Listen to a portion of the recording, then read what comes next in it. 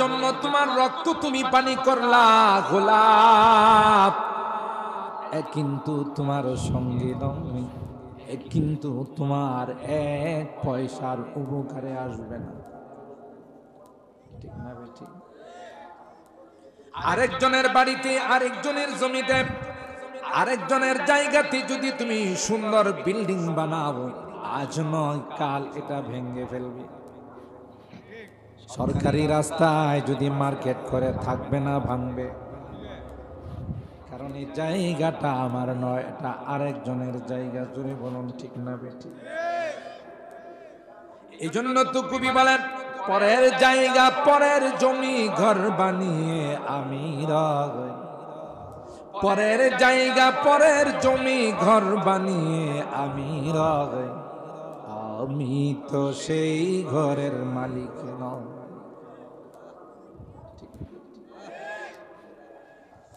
আর হারাম আল্লাহ ক্লিয়ারলি বলে দিয়েছেন, এ পৃথিবীর মানুষেরা, দুইটা দল পৃথিবীর মধ্যে বসবাস করবে। একটা হবে রে আমার দল, আর একটা হবে শয়তানের দল। শয়তানের জান্নাত থেকে বের হওয়ার সময় আল্লাহর ইজ্জতের কসম করে কয়, ক্বালা ফাবিইজ্জাতিকা লাউযিয়ান্নাহুম আজমাইন। তোমার ইজ্জতের কসম, একটা বান্দাকে আমি জান্নাতে আসতে দেব না। নাউযুবিল্লাহ। বাক্যটাকে যেভাবে স্ট্রং করার দরকার, যেভাবে মজবুত করার দরকার, শয়তান সেভাবে মজবুত করে কয়, একজনকেও জান্নাতে আসার জন্য দেব না। আর আল্লাহ ডাক দিয়া কয়, যা যা তোর যা শক্তি আছে তা নিয়ে তুই তোর মিশন চালা। এই যে আজকের যুবকদের মাহফিলে এসা যারা অনুতপ্ত হইয়া জীবনের জন্য তওবা করবে, জীবনের অবস্থাটাকে পরিবর্তন করে ফেলবে, আমিও আমার ইজ্জতের কসম করে বললাম, হাত তুলতে দেরি হবে রে, আমি আল্লাহ তাকে মাফ করতে দেরি হবে না।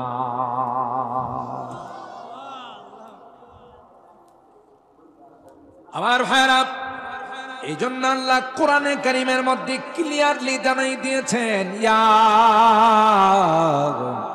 আইয়ুহান নাস ইন্না ওয়াদাল্লাহি হাক্ক ফালা তাগুররান্নাকুমুল হায়াতুদ দুনিয়া ওয়ালা ইয়াগুররান্নাকুম বিল্লাহিল গরুর। হে পৃথিবীর মানব সকল, ওয়াদা দুই দিক থেকে হবে। একটা হবে আমার দিক থেকে, আর একটা হবে শয়তানের দিক থেকে। শয়তানের যত ওয়াদা করব সব ডাহা মিথ্যা, কারণ হের জন্মের মধ্যে দোষ আছে। সমাজের মধ্যে যদি কেউ খুব খারাপ হয়, তুষ্ট হয়, অনেকে কয় না যে মনে হয় একটু সমস্যা আছে, গোড়াতে সমস্যা আছে, জাতে সমস্যা আছে। ওয়াকানা মিনাল জিন, এটা তো লেবাস আবাস, পোশাক আশাক লাগায়া বুজুর্গ সাজে, আল্লাহওয়ালা সাজে, আসলে তো জাতে কাফের। শয়তান জাতে কি? কাফের। কিন্তু লম্বা জুব্বা লাগায়া, পাগড়ি পুগড়ি লাগায়া বুঝাইছে যে আমি সবচেয়ে বড় বলি। আসলে এটা তার আসল পোশাক না, এটা ধোঁকা দেওয়ার পোশাক। এটা হলো শয়তানের আসল চরিত্র। এইভাবে হতে হতে সে তাউসুল মালাইকা, মুআল্লিমুল মালাইকা, ফেরেশতাদের সে টিচার হয়ে গেছে, শিক্ষক হয়ে গেছে। কিন্তু ভিতরটা কি ছিল না? পরিষ্কার ছিল না। নিজের অপরাধের কারণে, নিজের পাপের কারণে বেয়াদবির কারণে, আল্লাহর সঙ্গে নাফরমানি করার কারণে আল্লাহ বলেন ফাখরুজ মিনহা ফাইন্নাকা রাজিম। বের হ, খবিশ কোথাকার, নাফরমান কোথাকার, মরদুদ কোথাকার, বিতাড়িত কোথাকার।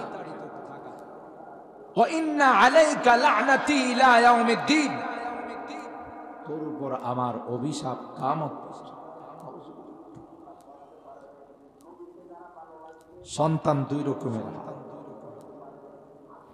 কিছু সন্তান হলো মা বাবা যদি রাগ করে বুঝে যে আমার দুনিয়াও বরবাদ পরকালও বরবাদ, এই জন্য ভুল করলে মা বাবার কাছে যায় ক্ষমা চায় যে বাবা আমি বুঝতে পারছি না, আম্মা আমি বুঝতে পারছি না, আব্বা আমি বুঝতে পারছি না, আমারে মাফ করে দেন। ঠিক না?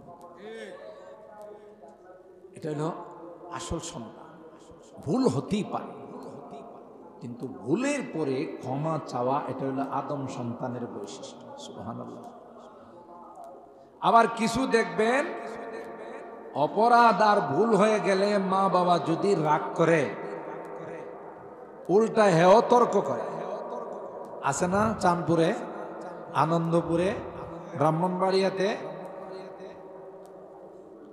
এই তুই বাইরো, আমার বাড়ির থেকে বাইরো, তুই আর কোনোদিন আমার বাপ বলে ডাকিস না।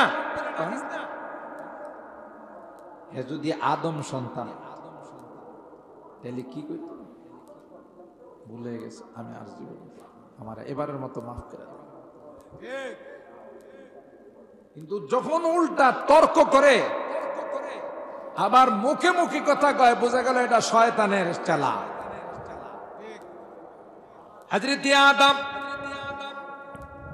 আল্লাহ বললেন আদম হাওয়া তোমরা জান্নাতে থাকো, জান্নাতের যে কোনো ফল খাও, কোনো নিষেধ নাই রে, যেখানে ইচ্ছা সেখানে বিচরণ করো যাও, কিন্তু ওয়ালা তাকরাবা হাযিহিশ শাজারা ফাতাকুনা মিনাজ জালিমিন। ওই গাছটার ফল খাওয়া তো দূরের কথা, ওইটার ধারে কাছেও কিন্তু যাওয়া যাবে না। এখানে অনেক কাহিনী আছে, কারণ হযরতে আদমকে তো আল্লাহ জান্নাতের জন্য বানান নাই, দুনিয়ার জন্য বানাইছেন। কোনো না কোনো অজুহাত দিয়ে তো আল্লাহ দুনিয়াতে পাঠাবেন, ঠিক না বেঠি? এটার জন্য আল্লাহ বলেন সব খাও, কিন্তু এই গাছের কাছেও যেও না। আর আল্লাহ জানে না করলেও যাইব, না করলেও যাই। মানুষকে যে জিনিসের প্রতি মানুষকে বারণ করা হয়, নিষেধ করা হয়, দেখবেন এটার প্রতি মানুষের আকর্ষণ এসে থাকে। আমি যদি এখন আপনাদেরকে বলি যে আপনারা কেউ এখান থেকে বেরিবাদে যায় না, একটু সমস্যা আছে, একে একে দেখবেন আমারে ফালায় পুরো প্যান্ডেলটা খালি হয়ে গেছে। একজন আরেকজনকে বুগিরি হুজুর জিতু খুশি হয়ে যাইতে না করছে মনে কিছু বড় অজনম নেই কথা কয়। কি জন্য? এটা মানুষের স্বভাবগত ব্যাপার। যেই জিনিস নিষেধ করা হয় এটার প্রতি মানুষের আকর্ষণ। যদি এখন আমি আপনাদের মা পেলে বলি যে কালকে সকাল পর্যন্ত কেউ দারমা বাজারে যায় না, মজলিশপুর বাজারে কেউ যায় না, নৌকা একটা ভাড়া করলো, কয়েকজন যে বলছে হুজুর জিতু না করছে ওখানে কি আছে একটু দেখে। এটা হলো মানুষের সৃষ্টিগত স্বভাব। যেই জিনিস নিষেধ করা হয় ওইটার প্রতি মানুষের আকর্ষণ বেশি থাকে। কথা বলেন ঠিক কিনা? হযরত আদমকে আল্লাহ বললেন হে আদম সব খাও, কিন্তু এই গাছের ধারে কাছেও যেও না। এমনি তো তার মধ্যে একটা দুর্বলতা কাজ করে, সব খাইতে বলল, এটা কেন নিষেধ করলো? নিশ্চয়ই এখানে কোনো কিন্তু আছে। ইবলিস হযরত আদমকে সিজদা করে নাই, আল্লাহর হুকুম অমান্য করার কারণে আল্লাহ জান্নাত থেকে বের করে দিলেন। ইবলিস আল্লাহর কাছে শপথ করে আসছে, যে আদমের কারণে, যে হাওয়ার কারণে জান্নাত থেকে বের হলাম, এদের একজনকেও পুনরায় জান্নাতে আসতে দেব না। আর হায়রা ধোঁকা দিয়ে হযরত আদম আর হাওয়াকে জান্নাত থেকে বের করে দিল। নাউজুবিল্লাহ, জোরে বলুন। আসলে তো আল্লাহ জান্নাতের জন্য বানায় না, আল্লাহ তো আদমকে দুনিয়াতে পাঠাবেন। আর শুধু আদম আর হাওয়া না, ঘর গোষ্ঠী সবাইকে নিয়ে জান্নাতে যাবে। সুবহানাল্লাহ। এই জন্য আল্লাহ বলেন, ইয়া আইয়ুহান নাস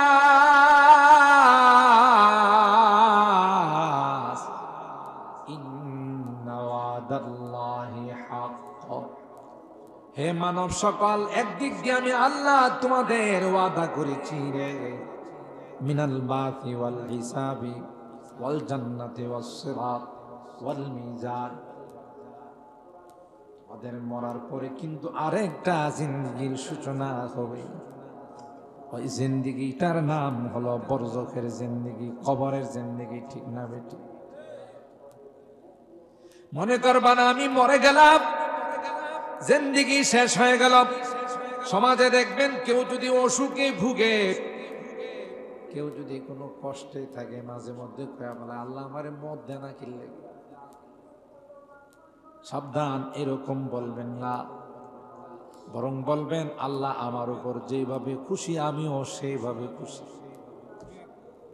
তাইলে আপনি অসুস্থতার মধ্যে সবর করে, বিপদে সবর করে, ধৈর্য ধারণ করেও আপনি আল্লাহর জান্নাতের মেহমান হয়ে যাবে। ইন্নাল্লাহা মা'আস সাবিরিন। আল্লাহ ধৈর্যশীলদের সঙ্গে থাকেন। এই জন্যে এই কথা বলতে নাই যে আমার মৃত্যু হয় না কেন, সময় মতো হবে, এক সেকেন্ড আগেও নয়, আল্লাহর বিধান। কিন্তু আল্লাহ পাক আমাদের কি বলে দিলেন, এটা হলো ক্ষণস্থায়ী জিন্দেগি, চিরকাল এখানে থাকার জন্য আমি আল্লাহ পাঠাই না। কিন্তু তোমাদের সঙ্গে ওয়াদা করলাম, মিনাল বাথি 40 কদম তোমারে শুয়াইয়া এলাকার মানুষ আসতে দেরি হবে গো। মুনকার নাকির আয়সা তোমাকে ইন্টারভিউ নিতে, পরীক্ষা নিতে দেরি হবে না। কবরের মধ্যে বসাইবে আর বলবে তুমি যে এক জগৎ থেকে আরেক জগতে আসলা,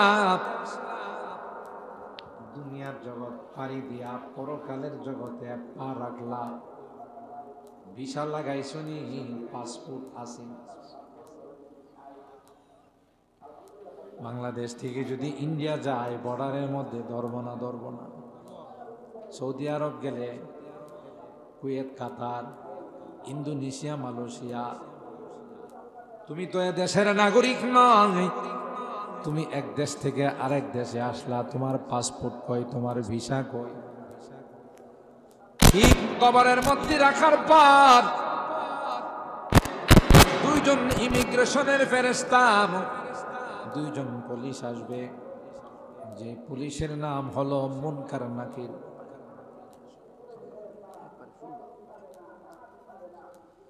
মুনকার নাকির বলবে, মার রব্বুক, এ ভাই তুমি যে দুনিয়ার জিন্দেগি থেকে বরজখের জিন্দেগিতে আসলা, কবরের জিন্দেগিতে আসলা, পাসপোর্ট কই রে, ভিসা কই?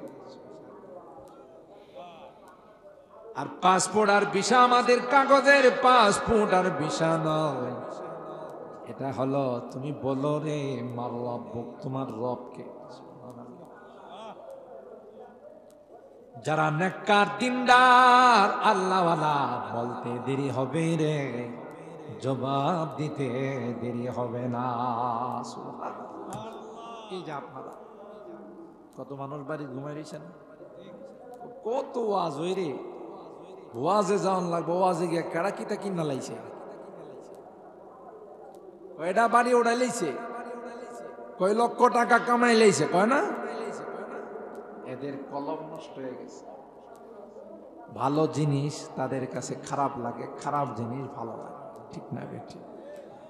বুঝতে হবে যে কলবের মধ্যে সমস্যা হয়ে গেছে। আর যাদের মাহফিল ভালো লাগে, নসিহত ভালো লাগে, কোরআনের আলোচনা ভালো লাগে, দিনের কথা যাদের ভালো লাগে, বুঝতে হবে যে দিলটা এখনো পরিষ্কার আছে। সুবহানাল্লাহ। এই জন্য মুনকার নাকির আইসা প্রশ্ন করতে দেরি হবে।